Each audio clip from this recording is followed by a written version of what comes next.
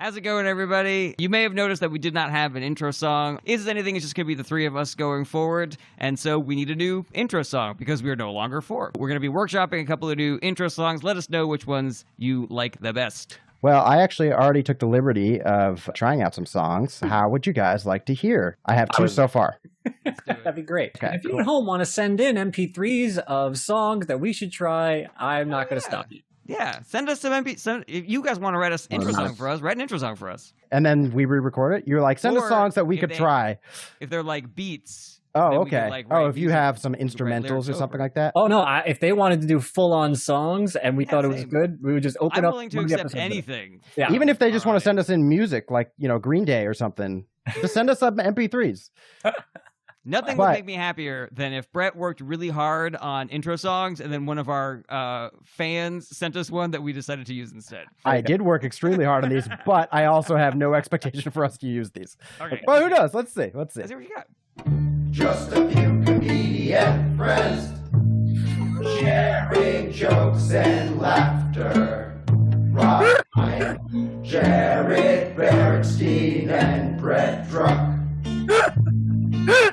This is anything!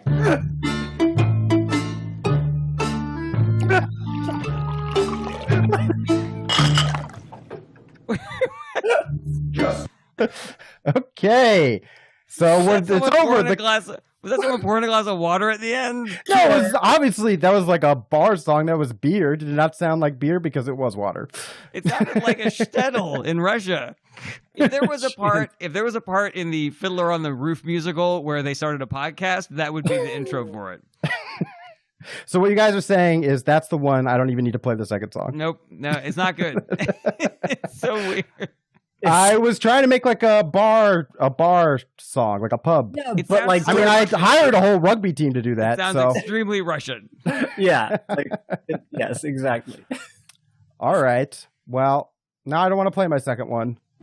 Just a few comedian friends sharing jokes and laughter. Ryan, Jared Bernstein, and Brett Druck. This is anything!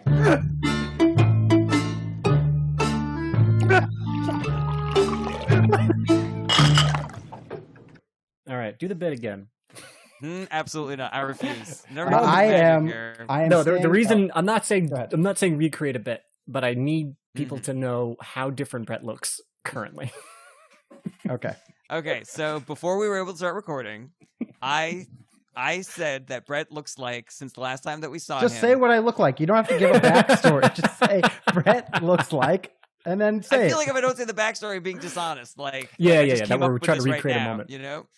Whoa, Brett, you look like. But Rob just asked you. He just said, "Describe what Brett looks like," and then you could just respond to that. There's nothing dishonest about that. You look great, by the way. I'm not trying to make fun of you. Thank you. I never doubted it. You look good, but you look so clean, and your background looks so clean that I said it looks like you, in the last time since I saw you, you have met a woman, moved in with her, gotten married, and she's completely like taking control of your life, like told you what to wear, told you how to do your hair, you know. To which I said in response, because this happened before the recording, I'm not just going to do it. I went, nothing, honey. I'll put my headphones in. Sorry. I love you. You're the best thing that ever happened to me. You're just gonna act like you just thought of that, Jared? Like you didn't say that beforehand? Oh, I'm just doing my reading group, honey. Like you're not even telling her you're recording a podcast. I'm on with the pastor now. We're talking about venues. We're discussing the book Little Women. Okay. Rob, you are still peaking. How do I sound compared to Rob, Brett? Sorry. Rob, go ahead and talk again. Okay, I turned my volume down. Oh, dealer's choice. Now I'm at like 40. How is that now? And I'm talking louder. So hard to tell. This is perfect. We do not have a constant in this experiment. Well, I was running behind in the experiment, so I put the frogs in and the temperature up. I don't. What do you want from me? I don't understand your data. First it was bats, then it's pigeons. The conclusion is it's fine, okay? That's my conclusion. It's fine. And that's how zoos were invented. I don't know. Just get throwing animals in there. I am staying at my brother's place, and I'm dog sitting. And my brother lives in a really, really nice house. I wish I could show you how nice it is, but I would have to pick up my laptop, and I don't want to do that. I can see the one room. That's really nice. Picture this, but even nicer. And more of it. How are you guys doing? Oh boy, Rob's got a great story that I cannot wait to hear. Yes. Is there nothing that you want to add also, Jared? Because it kind of sounded like you were going to be like, and then I'm going to tell you something, but you're just like, nope. Nope. Oh boy. I have got to let Rob tell you a story.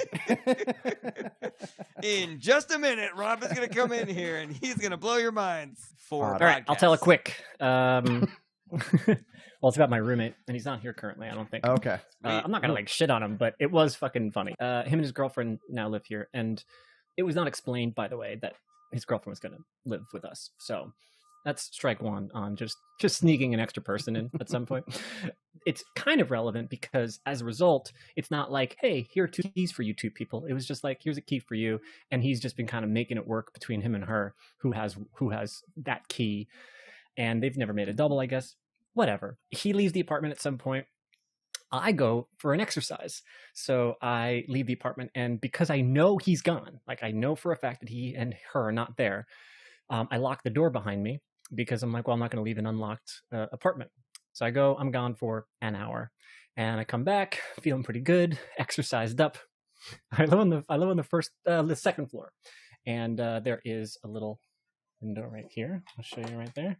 Leads out to a little, fire escape like New York City apartments do. And then I see her, and she's at the front door, and I'm like, it's weird. Why is she just sitting there at the front door? And I was like, that's weird. And then I hear, Rob, hey, Rob. And I was like, here's like screaming my name. And at first it sounds like, because the way the sounds bounce around on these buildings, I thought it was coming from behind me. And I was just like, what? I don't understand. My initial thought was just, she is about to go inside, and then I'm there, and then he's calling out because he doesn't want to be like left behind. I wasn't sure exactly what was happening. Like, why is he yelling my name? And then I look up because on my fire escape is him, and he is just going, Rob, you locked us out. We've been out here for an hour. And hold on a second. Hold on a second. If you live in the apartment and you have a key, you can't get locked out. That is not the equation.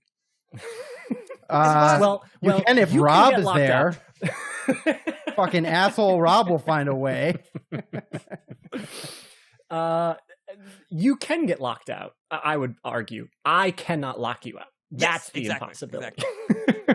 He was accusing you. It's like, you locked us out, the accusation, Rob. Him using that wording, like I would have like chuckled and been like, oh no, it's too bad. Let me hurry up. But when he said, you locked us out, we've been out here for an hour, I looked at his girlfriend and I shook my head and I was like, that is unacceptable. I would have been, it would have been so like gracious and fun. I was so close to turning around. That's how like mad I was about that particular phrasing. I was like, I didn't fucking lock anybody out of the apartment. Who possesses a key? That is not a thing. And I just looked at her, and she is better. I don't know how she is in the moment. Maybe there are moments that she's been mad at me or whatever and says some shitty things behind my back. But she is much, much better at like in the moment diffusing a situation. So I looked at her and I was like, nope. I was like, that is crazy to me. And like, I'm sorry, but I'm not that wording. I'm not accepting that wording. I was like, I will let you in, obviously, and it only held me back a little bit. I was going to go across the street, get some food and whatever, but just the hand waving and the yelling, as if, by the way, the next 30 seconds of my life wasn't going to let her in. Like that's what was also so weird to me. Rob, you locked us out. I was like, I'm walking towards the apartment. I'm obviously going inside the building. Your girlfriend's right here at the front door, and yet you still needed to flag me down. You're putting the key in the lock, and they're like, what is it? The only time. By the way, in case you don't know, because this will be released a little bit later, it is a fucking beautiful, gorgeous afternoon. Like it's just like they are not in the rain. It is not cold. It's been less than an hour. Like it is just people above them on the fire escape are having a picnic. It's so nice. We asked them to join us, but they kept saying no. We got to get to the second floor. Rob, look to the house. The energy is that of somebody who's in Speed. And they're trying to tell them that there's a bomb on the bus. Don't go on the bus! Bomb on bus. Paper smash. That's a great movie. Only okay. That would be a more apt analogy if it was a bomb, a BALM. Someone's like, Craziest part of the story? Maybe. But then I do get inside. And she calms me down a little bit. She's like, he is just overreacting. He's very stressed out. You know, he gets really anxious. And I said, now, are you? So she's picking up that you're pissed, right? Yes. Yeah. And not what by does the situation. Look like? Because I don't think I've ever seen you pissed. Well, here's what I was outside. I was just coming back. Oh, it's all in the eyes too. Yeah. So I looked up. He's like, Rob, you locked us out, and I went. Yes, message conveyed. I get it. She's not an empath. That's pretty easy to pick up on. I didn't think it was going to be so obvious. How did she read that?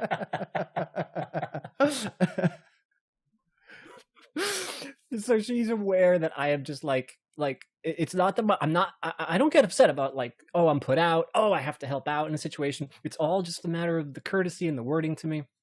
So the fact that like this is how the situation was interpreted just like infuriated me. And I was like, whatever, it's cool. It's not like I'm going to change my behavior. I'm just going to let him in. It's so easy.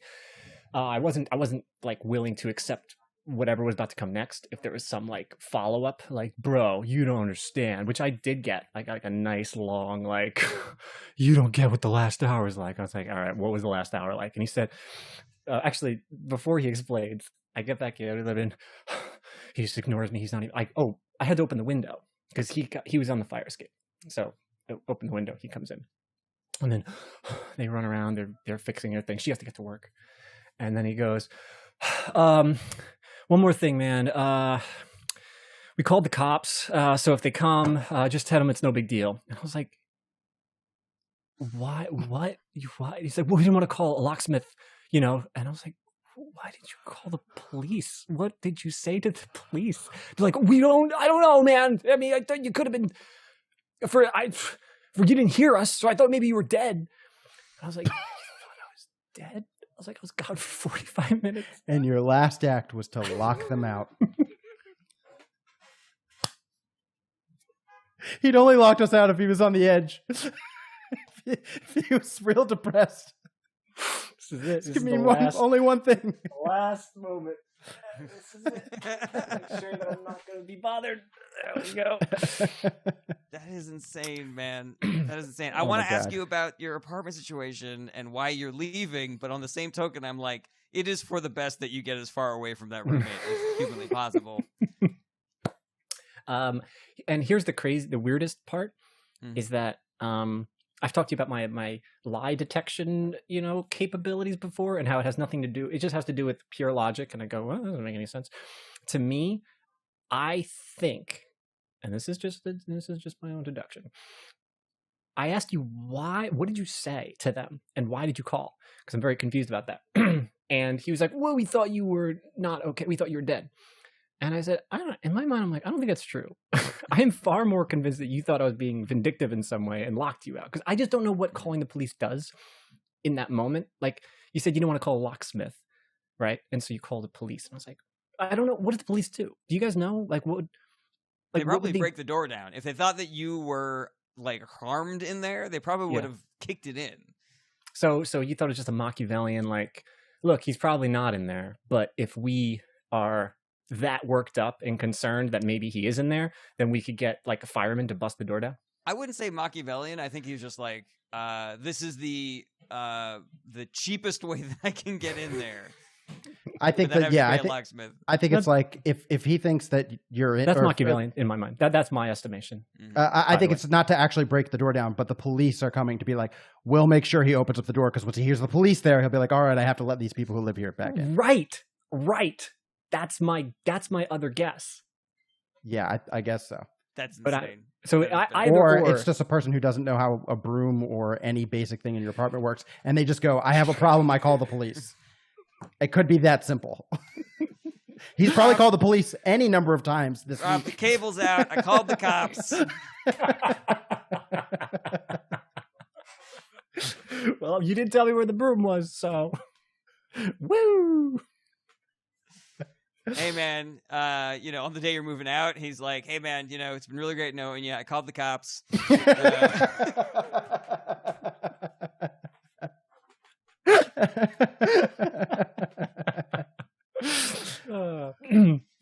So that was it. That was my afternoon leading up to this, guys. So what is this deal? So you're leaving this apartment. Oh yeah. When are you leaving? Do you have another place set up? How is that all going? I'll try to give you that. The are you ever going to put that mirror up? No, I don't think it's going to happen. All right. This thing, in the new place? It weighs like 100 pounds. Like no. Oh, you should have called the cops.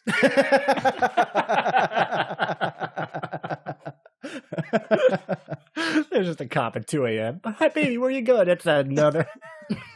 I got another call. I got to take this, baby.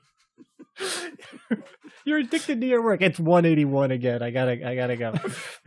You're mirror. Obsessed with putting up mirrors in strangers' apartments. Oh man. And Jared, I'm excited to hear how tour's been for you. Yeah. Okay. So I. But we really got to get to this episode. So let us. Rob's got one more story, and then we can get to it. I left about a week and a half ago to start tour. I visited my mom for a couple of days. Started in Pittsburgh. I got to see Steve Hofstadter's Steel City Arts Foundation building, the church. What stuff did your mom give you to take with you? What are you on tour with right now that Brett you didn't knows plan my on mom having? too well. When you visit my mom, she gives you everything she owns unless you tell her no. The thing that I could not say no to was I have like a little bag of snacks that I always take on tour because you never know like when you can eat and stuff. Sure. And so she was like, "Do you want these chickpeas?" She gave me like these like prepared chickpeas that you just like open them up and eat them, and they've got like I thought you just like stuff. a can of garbanzo beans. Had to take them. That I said no to. But she was like, "What about these? You could get like a side of rice somewhere and then like eat the rice with these. Is that something you like?" And I was like, I don't see any holes in that logic, Mom. I gotta take them. So now I got these chickpeas with me that I am 90% sure I'm not gonna eat on tour. And that's what I'm carrying around. That's how they get you. I have an electric toothbrush, even though I already have an electric toothbrush, because my dad just got me at some point with things. He's like, "You need this bag? Do you need this? Do you need this? You need an electric toothbrush?" And I was like, "Well, I do need new batteries in my new toothbrush, and this one has a rechargeable thing, so I guess I'll take it." And I was like, "Damn it! Now I'm not using it." My grandma grew up during the Great Depression, and her house was always like pristine, and she's had things for 50, 60 years. And I remember as a kid, my dad or somebody like making the connection, being like, "Well, your grandmother didn't grow up with a whole lot, so she's gonna hold on to everything she has." And I wonder if like the boomer generation just like, we grew up within economic prosperity and we got to give everything away. We always have too much. We just always do. Eisenhower's president, so we have too much. Take some of our old stuff so we can buy new stuff because we have so much money. The tax rate was 90% back then. Give it away. I think it's just I'm old and feeble, and I need to be a parental unit in some way, and giving you stuff that you don't need but will pretend that you need makes me feel that way. Yeah. No, it's a great love language. I like it. Yeah, of course. And so anyways, so go from my mom's place to Steve Hofstadter's new comedy compound, Steel City Arts Foundation, which is this giant church that he's renovated into a live-work space for up-and-coming comedians. It is undescribably cool. It is enormous. And when I got there, the entire Social Distance Social Club team was there because we were all driving together to Indianapolis to do a live Social Distance Social Club. Who did you drive with? I drove with Rivers. We had our own rental car, but we had like 3-car caravan going down. So you drove by yourself? There's a burn on Rivers. Yeah, he's in bed right now. He can defend I know. himself. I probably wouldn't have said it if he wasn't right behind Jared. But he could feel it. Okay, I understand. And so these people that I've been doing the Social Distance Social Club with, just like you guys, I'm finally getting to meet them in person and hang out with them in person. And we also didn't have any work to do that night, so we took weed edibles. They drank, I don't drink, and we played. This is so funny because I was texting with Kirsten about how much fun I was having, and I was like, hey, we don't have anything to do tonight, so we're just going to party and have fun. And the next day she was like, what'd you do? I was like, we got high and we played a golf video game. Party animals. We couldn't even play an action video game. We were just sitting there high as hell, whack, and just like watching the ball. I would imagine that's a great game to play while you're high. Oh my God, it was so much fun. I want to go get it when I get home. I feel like an action game. I don't want to play video games that are there's too much going on. I don't want to really be active at all when I'm high, but that's something that I'm like, I could get down on golf. It's just kind of slow and chill and simple. It's good to know that you did not have a night where you felt like the need to lie to Kirsten about anything, unless you were just like, guys, if Kirsten asks, I shot par. You hear me? It was all birdies. All right. Can't have her losing respect for me. So yeah, there's this long animation from when you hit the ball to like when it lands. And Chris Bowers, who introduced us to the game, was like, if you hit Y, you can speed up that animation. And I'm just sitting there high as a kite, like, this is the best part of the game. Why would I speed this up? I want to watch more of it. Can I slow it down? Is that possible? Can I see it from the ball's perspective? A replay? That's in my brain. Anyways, so the next day, drive to Indy. Ben Glebe has a headline spot at Helium. We all go down there to support. So we're hanging out with him and the Social Distance fans there. There's like an after party with live band karaoke. That was super fun. I sang Torn. I blew up my voice on the first night. The next day, we did live SDSC, and Steve Hofstetter had a headlining set that me and Bowers and Glebe and Rivers all did guest spots on. That was so fun. The fans were so wonderful and loving. And then we just hit the road, and it was just like an old tour where we're just fucking go, drive, set up in the hotel, go do 2 shows a night. And each city's been so different and weird because everybody's got like different COVID things. Like certain cities, we had like a big venue, but we could only fit a certain number of people in it. In Milwaukee, we performed in a very nice, like sort of like big old box theater that had probably the most rowdy, progressive audience I have ever performed in front of in my life. Like I've got a bunch of jokes making fun of Trump.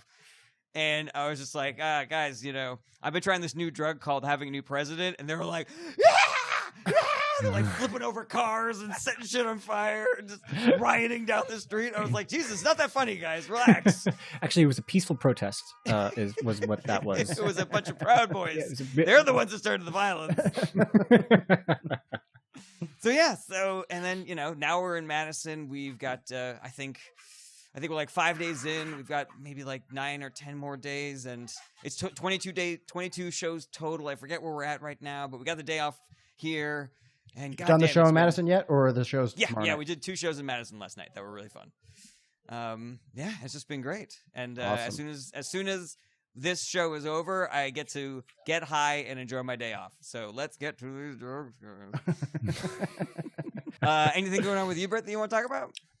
Just hanging out with Holmes, and nothing really super. I've been, on the grind and kind of motivated, and had some success getting us some extra action on Reddit and stuff like that, and it's been cool. So if you're a new fan who's watching this episode now, like, welcome. We got a Patreon, patreon.com/ITApod, a lot of cool exclusive content on there, and welcome. Check out the backlog, and we're here every Monday, guys. Check it out. All right, great. They just got here. You don't have to pitch the Patreon immediately. Give them a chance to like us.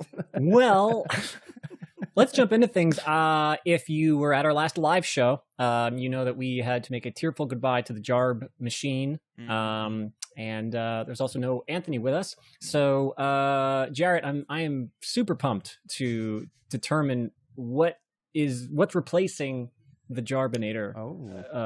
And I'm sure you've thought about this long and hard. So here it is, man. Here's your chance to reveal it. What's the big reveal that everyone's waiting on since the live? Yeah, I mean, we've all been thinking it. You've clearly been thinking about it too. So yeah. So what is the new way in which we're going to discuss this order? It's impossible to do. We know you have it thought out, and it's going to be good. We know it's going to be really good. So lay it on us. All right. Well, here's what I got: is the RBJ machine, which is like related to the Supreme Court Justice RBG. Okay. Okay. Ruth Bader Ginsburg. Ruth Bader Ginsburg's drunk sister. Ruth Bader Ginsburg. Well, when you get Ruth Bader Ginsburg a little drunk, she becomes Ruth Bader Ginsburg. She gets into a bunch of fist spelled fights. with a G though. I don't who cares? Unless it's gin like for genie, like old Latin for genie, like a gin. You know, it doesn't work perfectly, but it's close enough for this being sprung on me at the last minute here. Okay. Machine. Do you have an official randomizer, and what's our order for today? Our order today is Brett, Jarrett, Rob. All right. We will figure out how this machine works organically, the same way that the Jarb machine was created organically, guys. We'll figure it out. We'll figure something out. True. Okay, here we go. I'm going gray. My hair is the same color, but I can't tell the difference between right and wrong.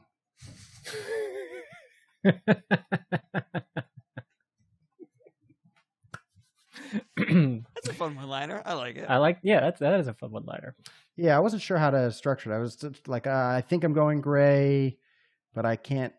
I just that was the best I could come up with. But you get the idea. I kind of want for the logic of the joke. I kind of want it to be that you are no longer just a good person or just a bad person. Now you're gray because you're going gray. You said. Yeah. Oh, right? yeah. So it's not just so if you couldn't tell the difference between right and wrong anymore, then you would see gray.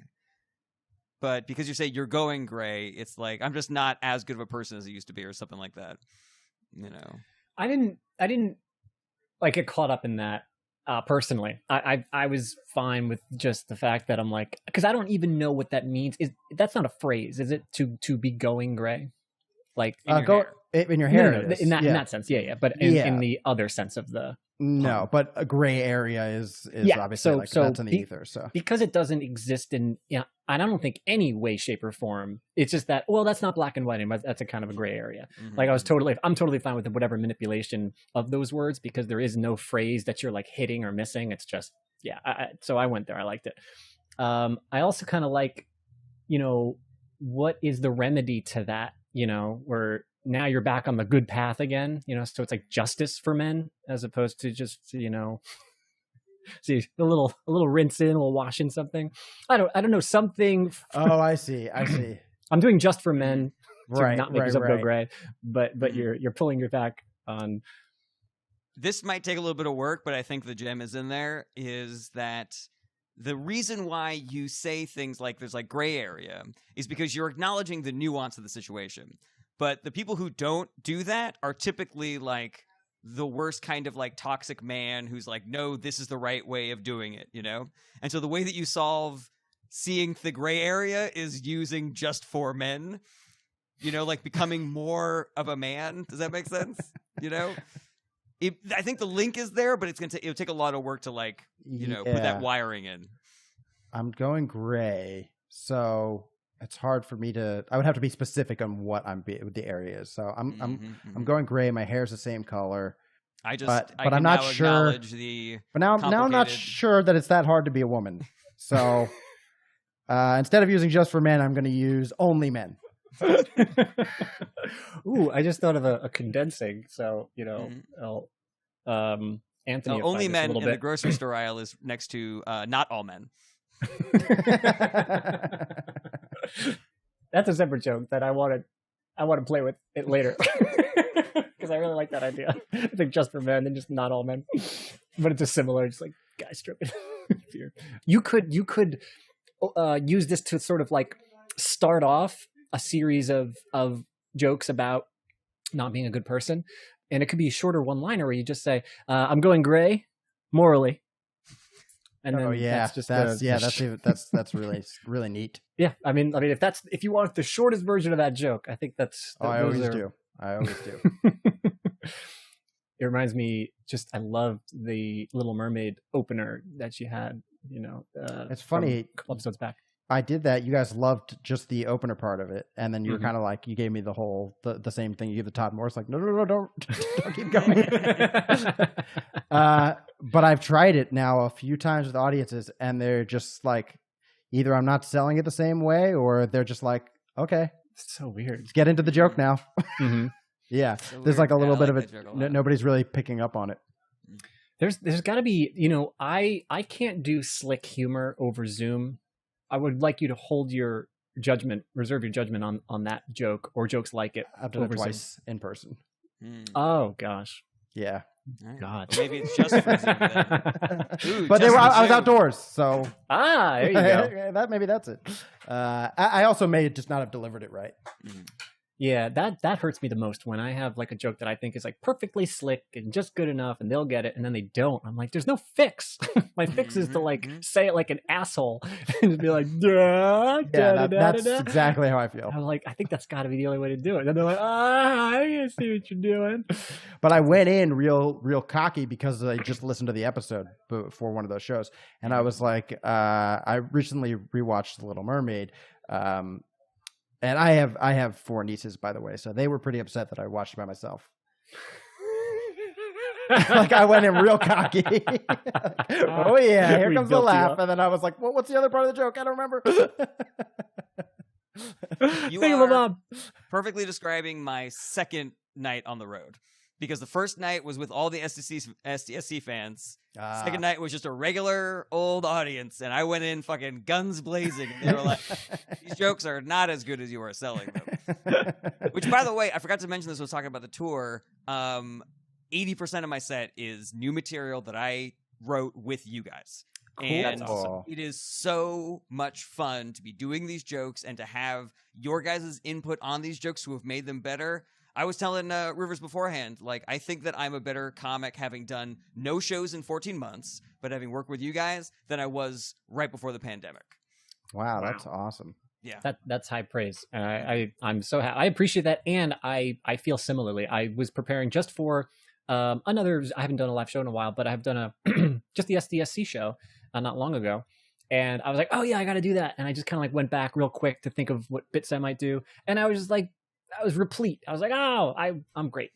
It's great. Right. I got so much stuff that's like, oh yeah, I've been working on so much material. And I do feel like I probably have been doing, I would have developed way less jokes by now if I were just on regular course. 100%. But I don't like that came on the backs of you, of your story about how you struggled with a real audience that isn't made up of our fans at first. No, here's the thing. It took a small course correction. The thing that I was missing from 14 months on the road was, how do I deal with it? You kept incorporating like fun games into your set. You're like, bastardize a musician. That's a very inside joke for SDSC. That's who our fans are. Every time a joke bombs, you're like, let's go to the comments. All right, what are we looking at now? Any tips coming in? The thing, I was never worried about losing my fastball. Like, it's like riding a bike. But the thing I did forget how to do... I think it's like throwing a baseball. Your fastball when you're on a bike. You never forget that, throwing a fastball on a bike. You guys didn't play bike ball when you were growing up? Baseball on bikes? You guys didn't play bike ball? I think the thing you lost over the last 14 months is your ability to understand make metaphors. Analogies and just stay with one metaphor. But the thing that I did forget how to do and that I had to relearn on that one show that made me feel like was when a joke doesn't hit the way you expect it to, how you handle that going forward and how you like rescue the set and everything. Ooh, show us how you handled it before you course corrected. I literally said, you guys liked Andrew better than me. And he has been roasting me nonstop ever since. It'd be a perfect time for Andrew to pop up out of bed and give me a little thumbs up. That is hilarious. Do we have anything else for Brett's bit for going gray, for morally gray, for not all men? Hair coloring. Oh, something. This isn't related to my joke, but Rob, I wanted to know from earlier. Do you call it? What did you say? Going for an exercise? I think I was mixing. I was going to exercise. I was going to go for a run, and if I said it wrong, I just mixed those two phrases together. Oh, okay. Because then you also said I came back from an exercise, I think, and I was like, oh, he definitely calls it that. Wasn't a fluke. He said it twice with that sentence structure. How was your day? Have an exercise. Hey, when you're at the store, could you pick me up an exercise? I'm feeling a little fat. Me and my boys just going down the street and have a couple exercises. Wow, you look pretty fit. Do you have a lot of exercise? I just stocked up. Thanks. I was just at Jarrett's mom's house, and she was just, I have too many exercises. Mom, you are not going to have any exercises if you just give them away to everybody that comes over. Do you have enough exercises at your new apartment? Do you need any? Okay, right. Sorry. What was back to my joke? Going gray. Not all men. The hair coloring thing. Rob, you wanted to play with this idea that Jarrett presented. Yeah, there was something about it that just made me laugh. I just like the visual of that image of Just for Men so ingrained to me of like seeing the guy's beard or seeing the scalp hairline and just imagining not all men and just trying to think about what picture would exemplify. It's the same thing, but the guy is going gray in his neck beard.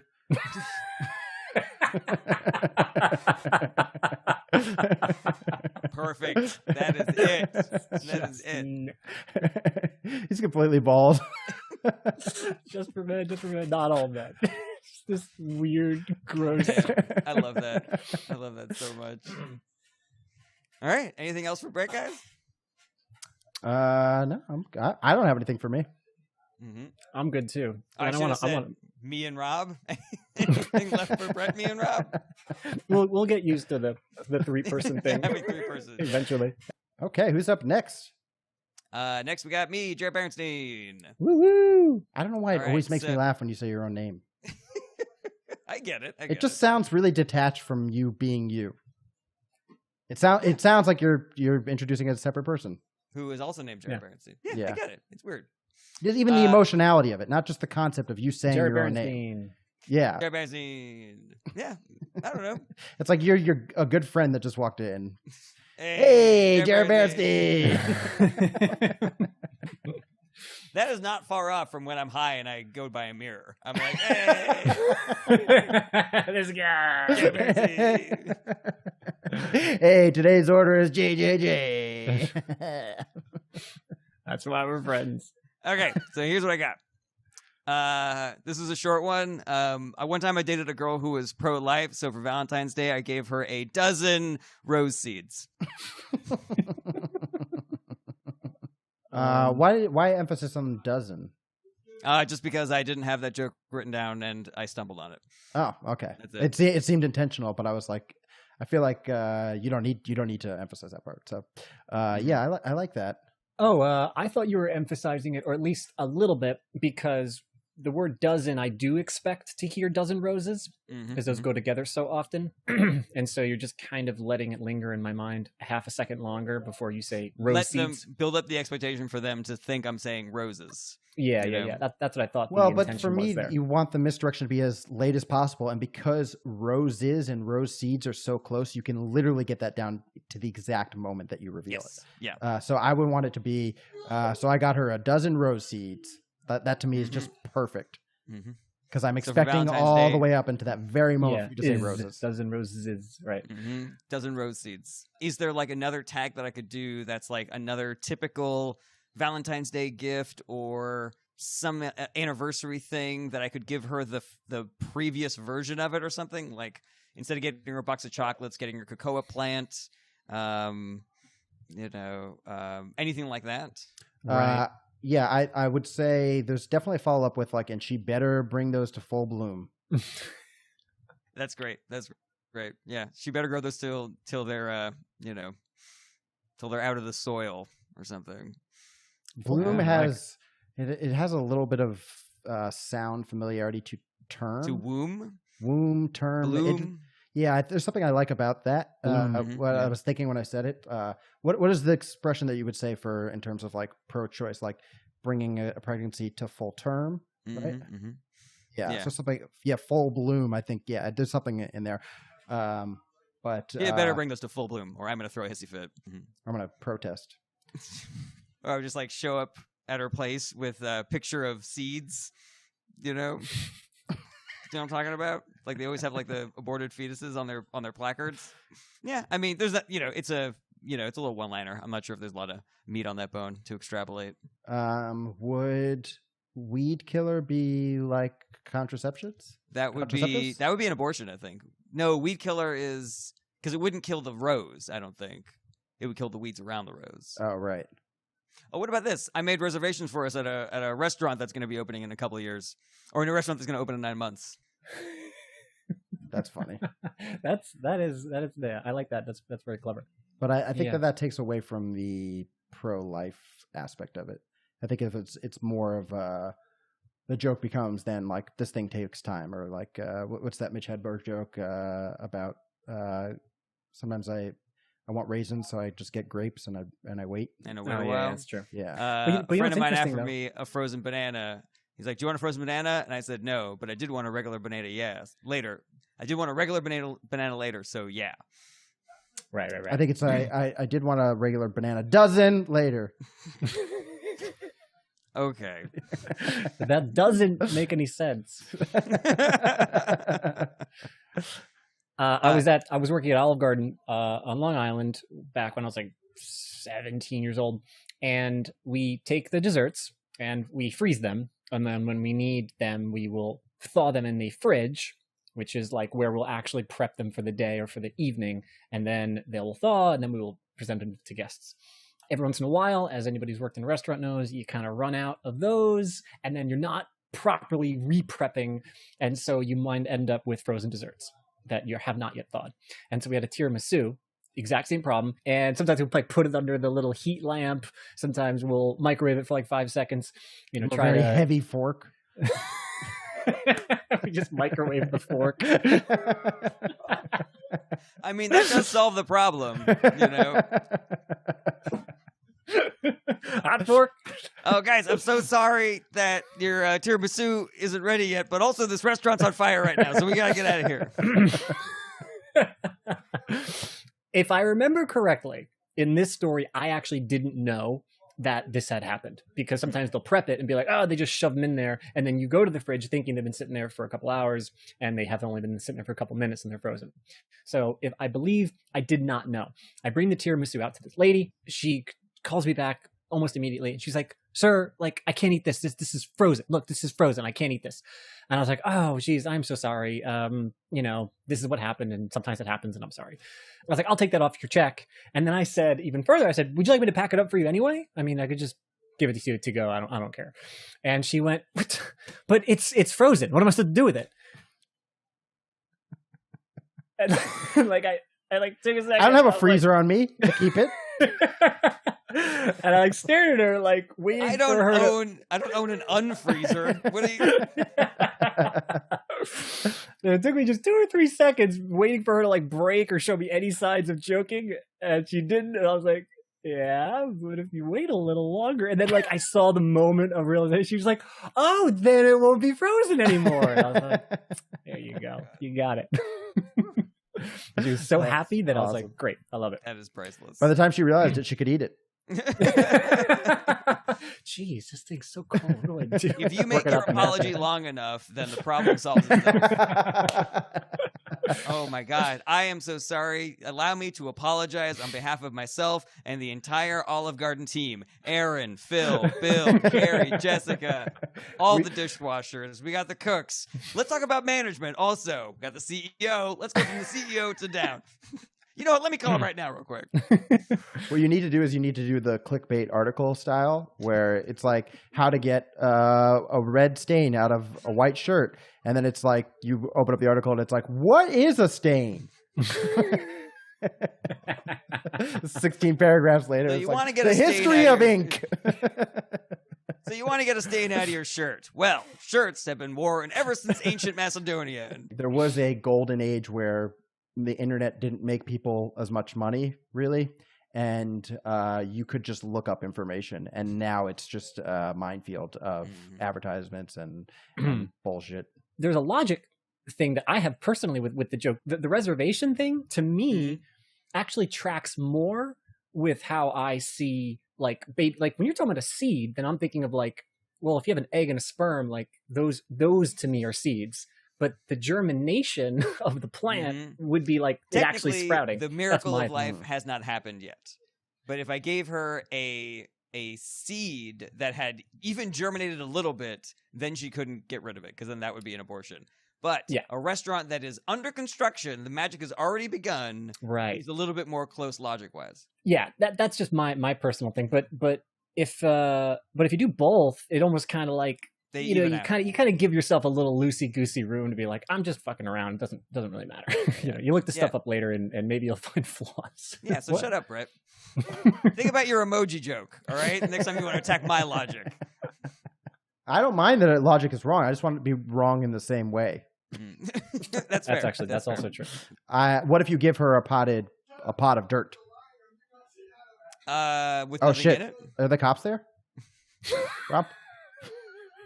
Yeah, a light bulb went out in the kitchen. Do you guys mind if I do another one real quick? Of course not. Let's do it. All right. Ooh, what a misdirect. I always double think what the person actually asks me, and I hate the "do you mind?" because I'm always like, yeah, no. I always go, yeah, go ahead. Okay. Over the summer. Yeah, go ahead and piss me off because I mind. Over the summer, when there were all those Black Lives Matter protests, obviously that's it's a cause that I believe in very strongly. So I went to the Black Lives Matter protest. I made a big sign that said Black Lives Matter. I marched with it. I held the sign. And then a few months later, I moved, and the movers that we hired were black, and they found the sign, and they were like, "Are you taking this to the new place?" And I was like, "I'm taking that sign everywhere until the work is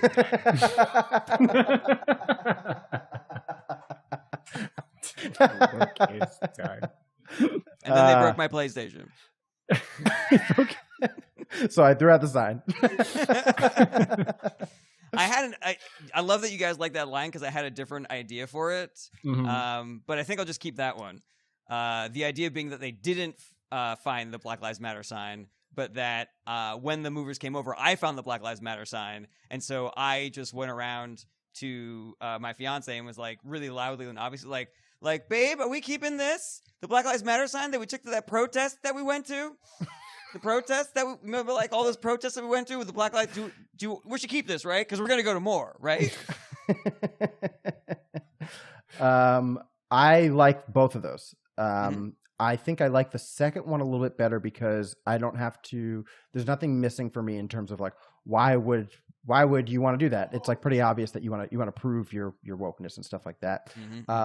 Whereas the other one, I feel like I love them both, but I like the first one. I feel like it needs a little preamble of people say that I'm I virtue signal or something like that, or that I some kind of like you're tipping the direction but not tipping the joke. Just giving me a pathway, but not necessarily telling me where we're going to end up in the joke. So I would like it a little bit more if you're like, people accuse me of just being too woke in my stand up, and and I do think and blah blah blah blah. I really love this joke, and oftentimes when I come up with a joke idea, I quickly kind of think through where it would live best. And if I had thought of that one and just hearing it, I think it like lives best in a fun TV show where a lot of the humor is derived from situational comedy, awkward comedy. Like it reminds me of The Office. It reminds me of a bit in a TV show that I already like, where the main character that I really love is moving out of their apartment. 2 black movers are coming in. They picked up all this stuff, and sure enough, there's like some leftover junk. And amongst that is like a Black Lives Matter protest. And then here the guy is being like, are you taking this with you? And it's up to our, woke Brooklyn couple to be like, Yes, we are. Of course we are, because we're taking until the work is done. Isn't that right, honey? Because then it's like no words needed to be spoken. Everything's being set up for you visually. We see everything happening. We see the apartment. This joke is great. It's just unfortunate that we have to spend the time setting up the visual thing.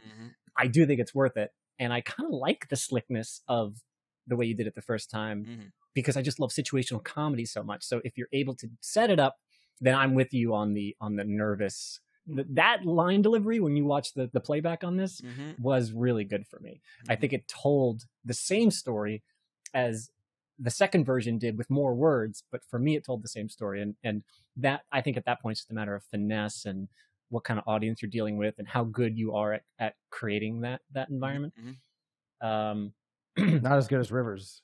What is the well?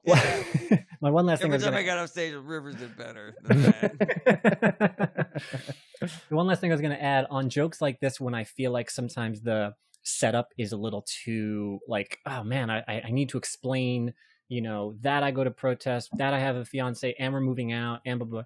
Then to me, the answer winds up being like more jokes about this, if the whole bit is about me moving, or if the whole bit is about something with my fiance and this transition period in our lives, and I've got other great jokes, then this thing is like, I already did all the information. They already know I'm moving. They already know where I'm at. They already know, because I just did 5 minutes on the perils of moving, and now I get to just add this other delicious line in there. Yeah.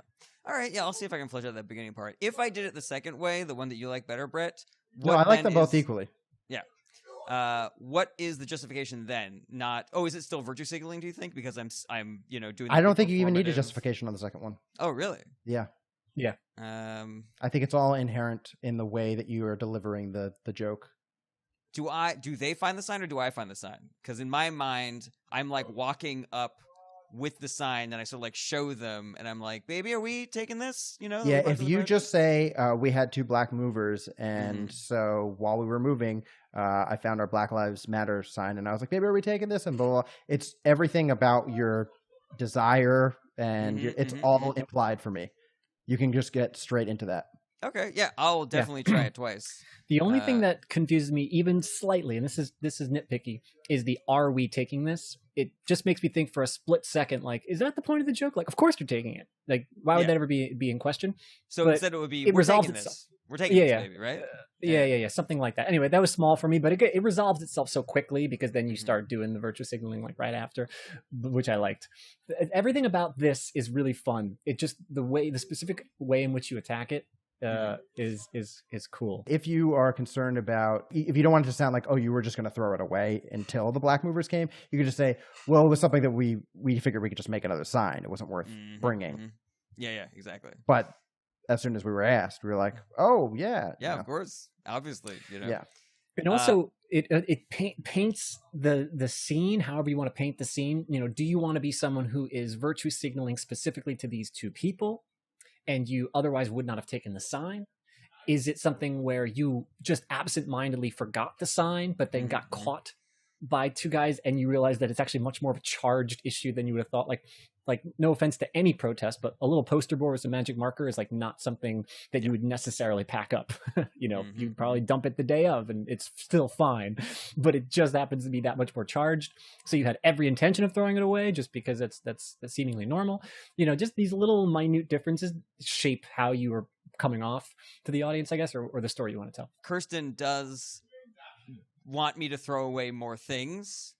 And that could be another funny justification, is that this is one of the things that she wanted me to throw away. But then when our black mover saw it, I got to call her on it and be like, we're not throwing this away, right, baby? Right?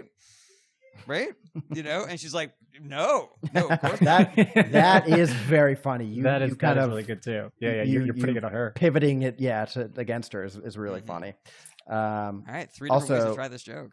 I don't know if this helps the follow, because your line already is so good, but a follow up to until the work is done is I just left it out because I wanted to carry it there.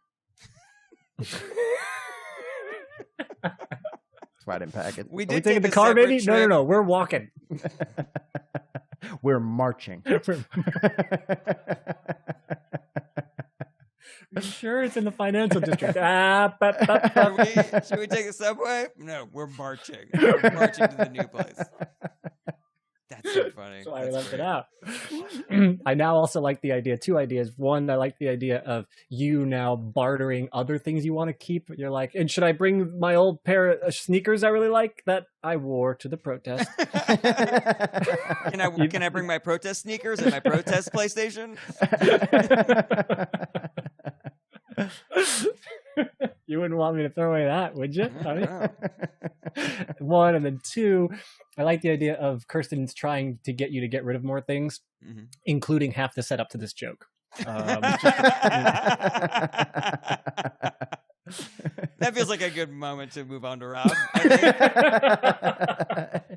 think. But before we do, just want to remind everybody, including our new viewers, hey Andrew, that we got a guest today, Andrew Rivers. Go to the bathroom. Did he start yelling stuff when he?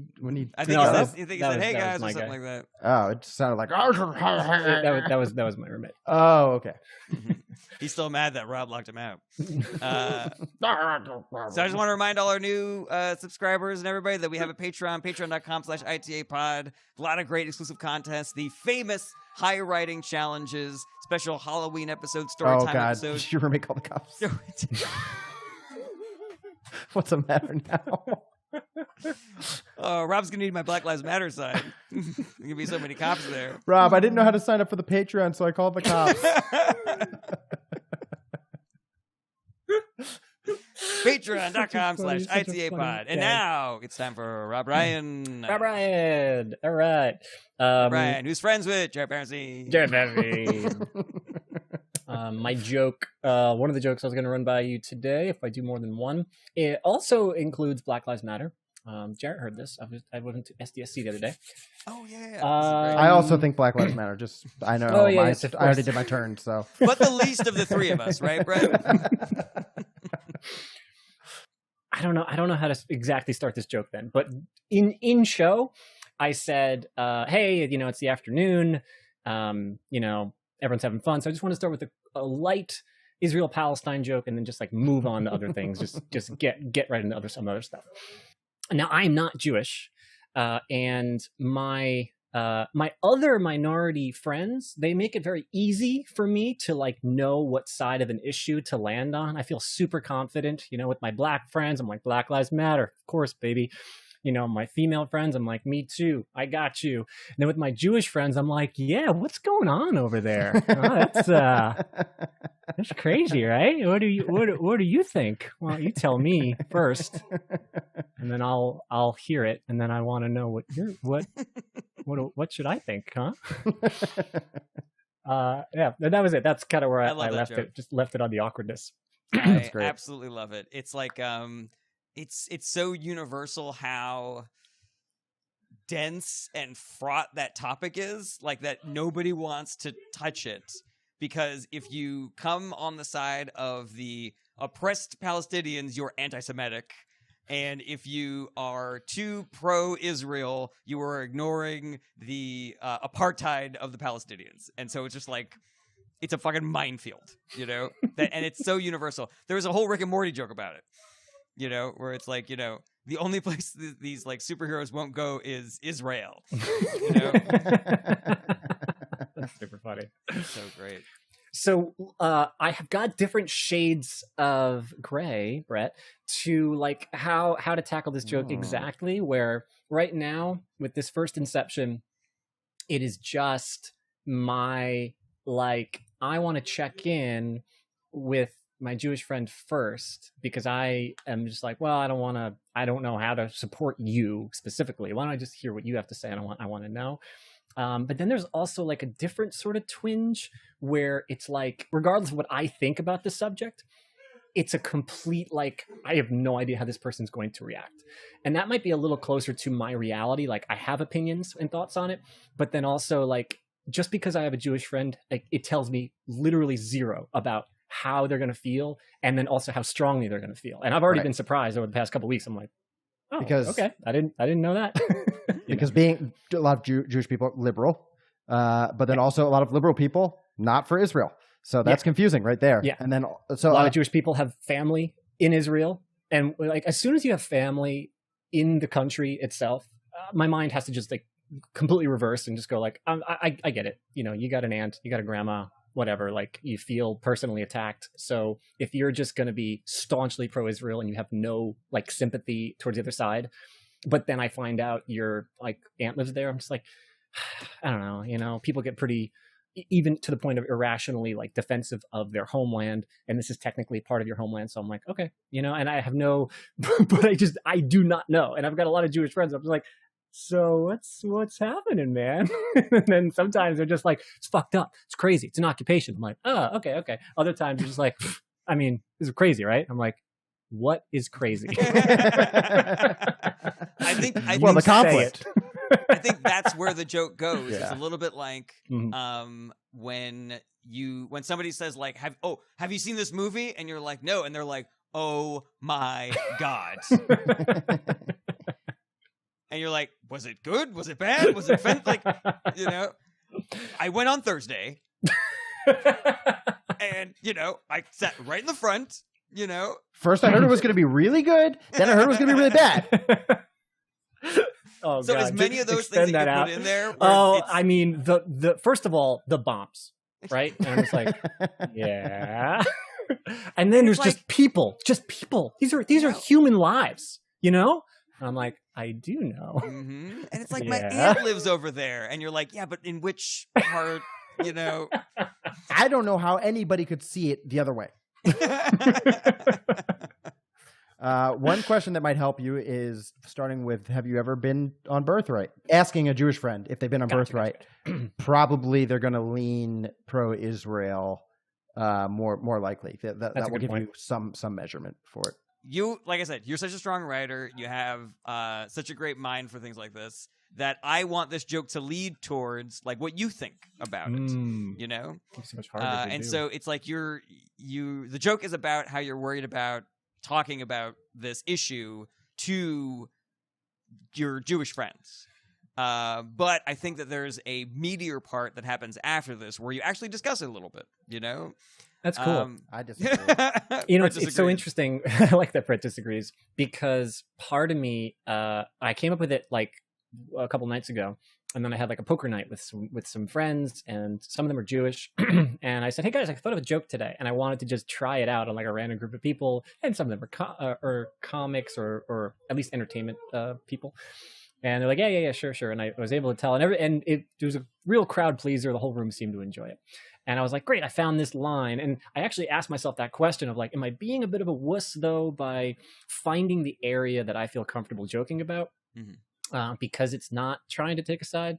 I don't know if I mind that, where I'm just like, this is what I find funny about it. I find funny. This is the thing I find funny without having to deeply upset somebody or somebody else by being like, but this is ridiculous. Like maybe we can mostly agree that this little tiny sliver of it is funny. So that's where I would go. I'm not sure if that's what you think, Brett. Well, I think that the antithesis to conflict is finding that area that we all agree on. I think that the problem with conflicts like these is that you just keep going back, and this infraction led to this infraction, and just until we're like at scripture, and now that's where we're coming from, where we're not really sure who was there first. It will keep going back, but the only way to actually resolve it is to find those slivers of we all agree on this, and then work from there. And so to me, by going into the issue, I think that you are just going to not necessarily divide the crowd, but you're gonna fuck yourself, because you're just people are just going to be feel so strongly one way or the other. But am I wrong, Rob, that you love that area, that danger zone? I do, yeah. Palestine, but maybe I'm. Don't you love to just get between the rockets? Get in there. Isn't that just fun for you, hitting the strip? You know, hitting the strip. Where you live. In the strip with the boys. Bachelor party, woo! I did have a dumb idea. What if you just said what Brett just said, and then you ended it with something that everybody could agree on? Like, deep dish pizza sucks. You know, we're just like, we just got to get the Palestinians and we got to get the Israelis to just find something that we can all agree on, and it's that deep dish pizza sucks. That's the root. That's where peaceful starts. Jesus didn't happen. Okay, see, this is interesting. Actually, I like this topic. You take something that's really charged, and how do you go about it? I'll give you two different examples that I heard recently. I watched a Trevor Noah little piece. I've been loving Trevor Noah just doing no audience, talking directly to the camera, because I find him so much more intelligent and fascinating and interesting than I find the polished product of the current Daily Show. But what's so weird is that he slips in a couple of jokes. He got this 9-minute little clip. I just liked his breakdown. It harkened to a lot of things that you were saying, Brett, which is like, it depends on when you start paying attention to this conflict that you might have your strongest opinions, or it depends on the kind of where you're looking. You know, if I just paid attention today, it looks horrible because it looks like they just bombed this thing. If I tuned in last week, you're like, yeah, but this happened. You're like, tuned in a month ago and this happened, and so on, until you have like 2 cavemen or whatever.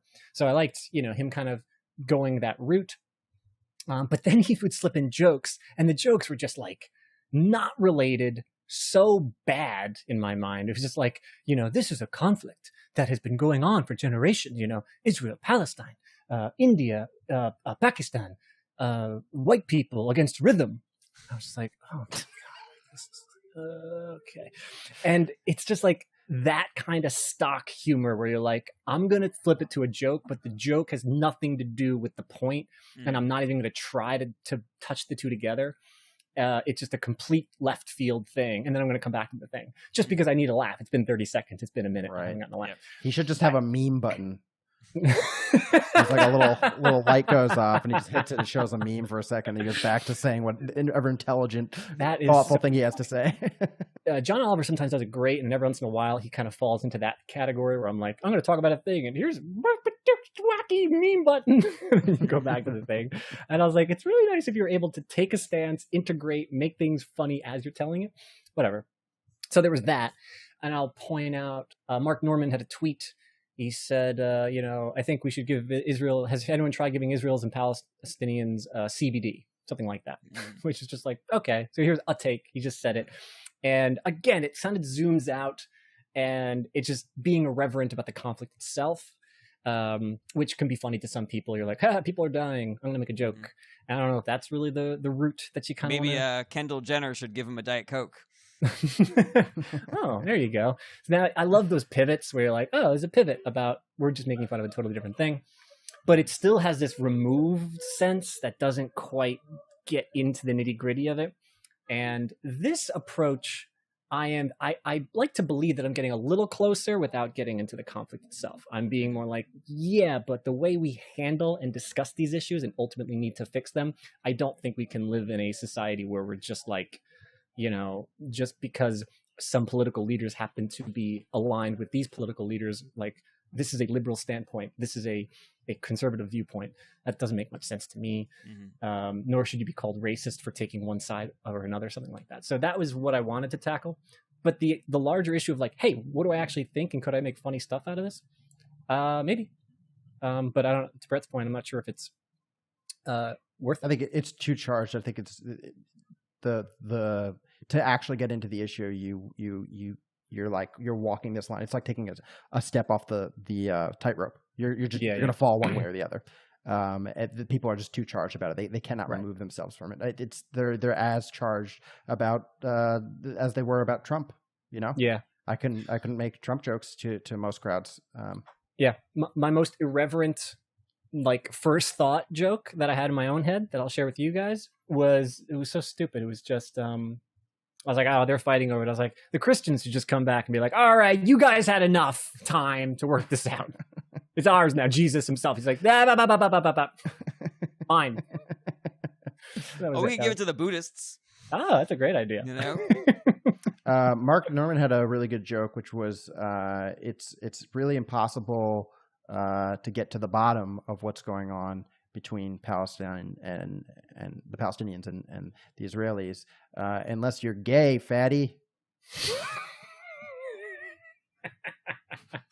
I'm willing to bet that's not a Mark Norman tweet. You made it Because up. it didn't have the but word it's so queef funny. in it. Oh, I had one more joke around this. Mm-hmm. Now that we're talking about it, I'm getting all jazzed up.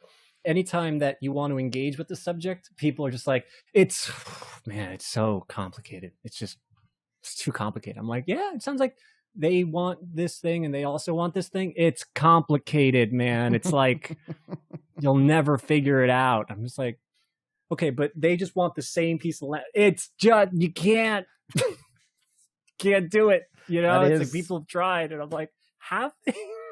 Like, that's great. really? I like that a lot. Just shutting it down. I'm like, it sounds equally as complicated as any other conflict that's existed, where two humans want the same piece of land, right?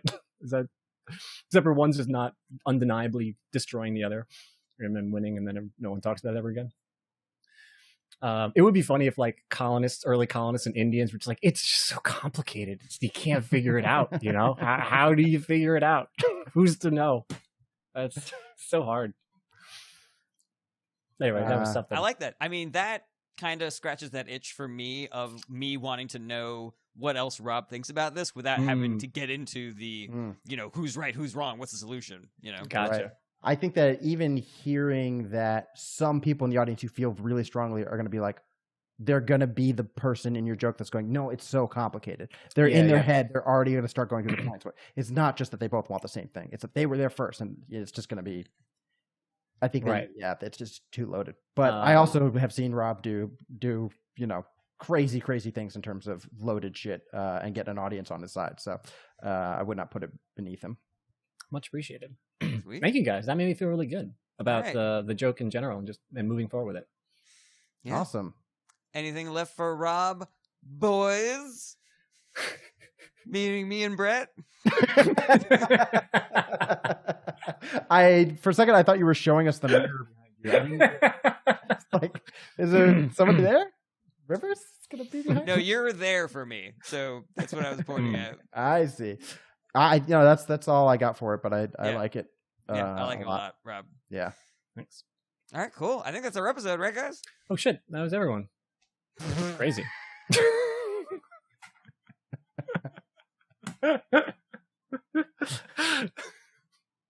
Well, this is going to take some getting used to. Oh, boy.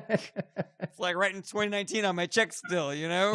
When did you do the recap of telling everybody about the thing? That's crazy. Did you do it after the first person or after the second person? Because it should totally be 2/3 of the way through, I think. Yeah, I don't remember. That'll be my vote. But yeah, thanks so much for watching. Old fans, new fans. Yeah. Patreon.com/ITApod. Subscribe to the podcast. Subscribe. Leave comments. Tell your friends. Tell us what your favorite parts of the show were. Absolutely. And if you are a Redditor and you think that a part of this show belongs on Reddit, or there's a subreddit that you like, you can either write in the comments or just submit it to Reddit. And if you put it in the comments, we'll try to make a clip for you to submit, and you can get that free sweet karma. Yeah. Is there an Israel-Palestine subreddit? This feels like it would be really good. Come on, guys. Really? What's going on? Well, we're not on the script now, you know? Jerry, this is so complicated. I don't even understand. There is a subreddit, but it's very complicated. Just the rules are it's impossible. Posts get removed all the time. So yeah, we'll see you guys next week. Thanks so much for watching. Check back every Monday for new episodes, or you can listen wherever you enjoy podcasts. If you want to help support the show, tell your friends how much you like Is This Anything? Or get involved, like an episode, share, comment, subscribe. If you want more Is This Anything, you gotta join our Patreon at patreon.com/ITApod. We have a ton of awesome exclusive content on there, and you can join for as little as $1 a month. Check out the links in the description, and hopefully we'll see you next week.